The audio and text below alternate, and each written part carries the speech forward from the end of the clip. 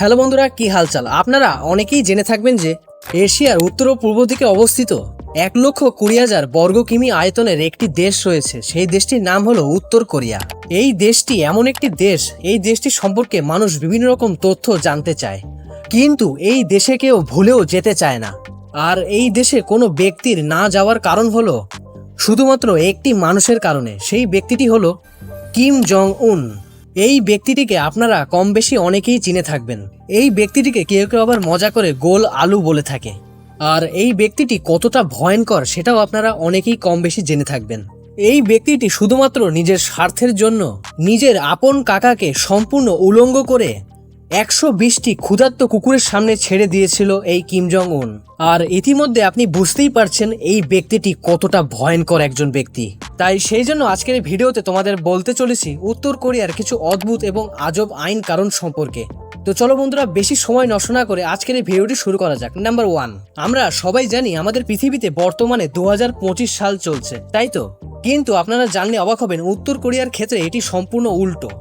আসলে 1912 সালে কিম ইল উত্তর কোরিয়ায় জন্মগ্রহণ করেছিলেন। তারপরে থেকে ওখানে একটি ক্যালেন্ডার তৈরি করা হয়েছে, যার নাম হলো সাধারণত জুস। আর এখন আপনারা বিশ্বাস করবেন কিনা জানি না, এখন বর্তমান সময় উত্তর কোরিয়ায় 114 সাল চলছে। নাম্বার 2, উত্তর কোরিয়ায় প্রতি 5 বছর পর পর একবার করে ভোট হয়।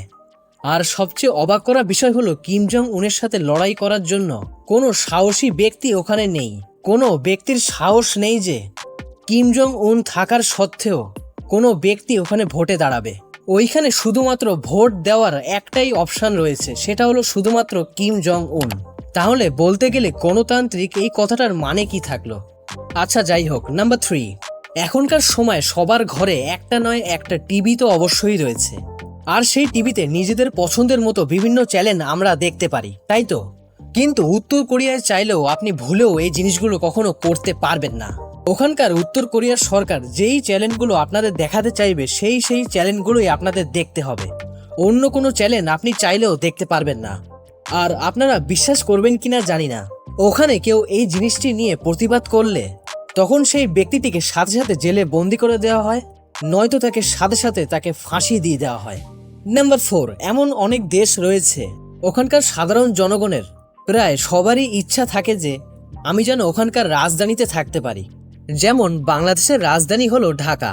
ঢাকায় অনেক মানুষ বসবাস করতে চায়, আর এই জিনিসটি ওখানকার জনগণ মন মতোই করতে পারে। কিন্তু উত্তর কোরিয়ার ক্ষেত্রে এটি সম্পূর্ণ ভিন্ন।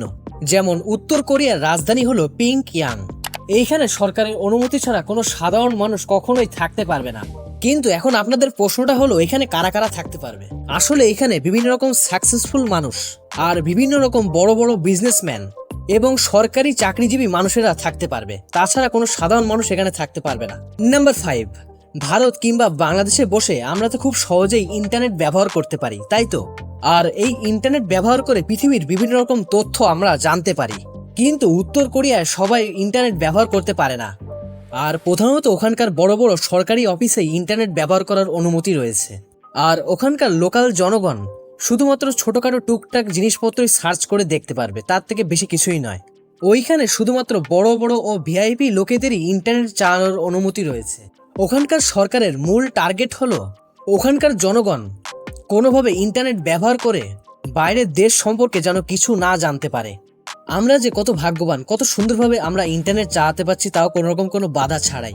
একবার আপনারা ভেবে দেখুন তো, আপনার জন্ম যদি উত্তর কোরিয়ায় হতো তাহলে আপনি মনে হয় আমার এই ভিডিওটি মনে হয় কখনো দেখতে পারতেন না। নাম্বার 6, আমাদের দেশে যে কোনো মানুষ নিজের পছন্দ মতো নিজের চুলের কাটিং রাখতে পারে, বা আপনাকে বলতে গেলে নিজের পছন্দের মতো নিজের চুলের স্টাইল রাখতে পারে। কিন্তু উত্তর কোরিয়ায় এটি কখনোই সম্ভব নয়। ওইখানে কে কোন ধরনের চুল কাটবে সেটাও সরকারের তরফ থেকে বলে দেওয়া হয়েছে। ওইখানে শুধুমাত্র আপনি 28 ধরনের চুল কাটতে পারবেন। ওইখানে ছেলেদের জন্য 10 ধরনের আর মেয়েদের জন্য রয়েছে 18 ধরনের। আর শুধু তাই নয়, ওইখানে বিবাহিত মহিলাদের জন্য বড় চুল রাখা সম্পূর্ণ আইন বিরোধী। আর ওখানে পুরুষদের 3 ইঞ্চির বেশি চুল রাখা সম্পূর্ণ আইন বিরোধী। কিন্তু সবচেয়ে মাথা গরম করে দেওয়ার ব্যাপার হলো ওখানকার সরকার কিম জং উন এই নিয়মটি উনি নিজেই মানেন না। নাম্বার 7, উত্তর কোরিয়ায় কেউ যদি কোনো অপরাধ করে ওইখানে 3 প্রজন্মকে একসাথে শাস্তি দেওয়া হয়। উত্তর কোরিয়ায় শুধুমাত্র এমন একটি দেশ যেখানে 3 প্রজন্মকে একসাথে শাস্তি দেওয়া হয়। এই শাস্তি দেওয়ার কি লজিক রয়েছে এই জিনিসটি কেউই জানে না। এইখানে কারো বাবা অপরাধ করলে সেই বাবাকেও শাস্তি ভোগ করতে হয় এবং বাবার যে ছেলে রয়েছে তাকেও শাস্তি ভোগ করতে হয়। আর শুধু তাই নয়, বাবার যে ছেলে রয়েছে ছেলেরও শাস্তি ভোগ করতে হয়। ভাবতে পারছেন? মানে এক কথায় বলতে গেলে আপনাকে 3 প্রজন্মকে একসাথে শাস্তি পেতেই হবে। নাম্বার 8, উত্তর কোরিয়া এমন একটি দেশ, ওইখানে আপনি কোনো ধর্মীয় কোনো বই পড়তে পারবেন না। ওইখানে যদি কোনো ব্যক্তি বাইবেল পড়তে গিয়ে ধরা পড়ে তাহলে বুঝে নেবেন ওই ব্যক্তিটির আজকে শেষ দিন। এর কারণ হলো ওই ব্যক্তিটিকে জেলেও ভরা হতে পারে, আর না হলে কিম জং উনের ফেভারিট মৃত্যুদণ্ড দেওয়া হতে পারে। নাম্বার 9, আমাদের দেশে অনেক ছেলেমেয়েরাই ব্লু জিন্স পছন্দ করে থাকে, আর আমাদের দেশে বেশিরভাগ ক্ষেত্রে ছেলেরাই ব্লু জিন্স বেশি পছন্দ করে থাকে। কিন্তু উত্তর কোরিয়ায় ব্লু জিন্স পরা সম্পূর্ণ একটি অপরাধ বলে গণ্য করা হয়। এর কারণ ওখানকার সরকার মনে করে থাকেন ব্লু জিন্স সম্পূর্ণ একটি আমেরিকান কালচার, সেই জন্য ওখানকার সরকার এই ব্লু জিন্স পরা সম্পূর্ণ অপছন্দ করে থাকেন। তো বন্ধুরা, এই ছিল উত্তর কোরিয়ার কিছু আজব ও অদ্ভুত নিয়ম কানুন। আশা করি এই ভিডিওটি মনে হয় আপনাদের ভালো লেগেছে, আর ভিডিওটি ভালো লাগলে আমাদের চ্যানেলটি লাইক এবং সাবস্ক্রাইব করে আমাদের পাশে থাকবেন সবসময়।